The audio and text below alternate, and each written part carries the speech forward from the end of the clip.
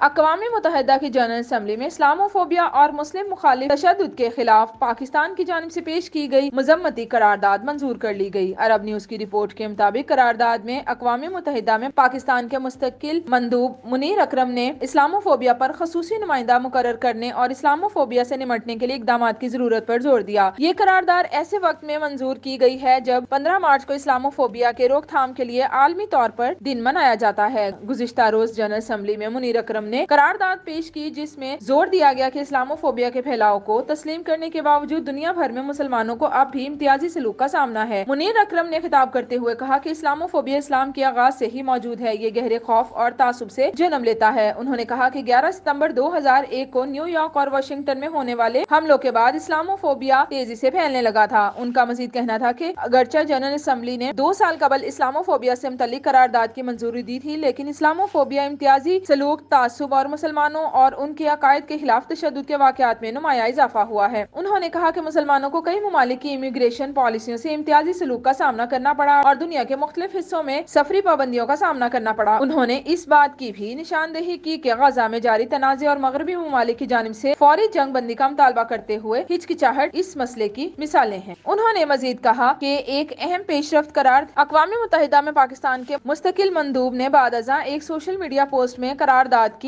منظوری کا اعلان کیا۔ انہوں نے ایک اہم پیش رفت قرار دیتے ہوئے لکھا کہ اقوام متحدہ کی جنرل اسمبلی نے اسلاموفوبیا سے نمٹنے کے لیے اقدامات سے متعلق قرارداد کو منظور کر لیا ہے۔ قرارداد میں دیگر چیزوں کے علاوہ اسلاموفوبیا پر خصوصی نمائندہ مقرر کرنے اور اسلاموفوبیا سے نمٹنے کے لیے اقدامات کی ضرورت پر زور دیا۔ سعودی عرب نے قرارداد کی منظوری کا خیر مقدم کرتے ہوئے واضح کیا کہ مملکت کی اولین ترجیح انتہا پسندانہ نظریات کا مقابلہ کرنا ہے۔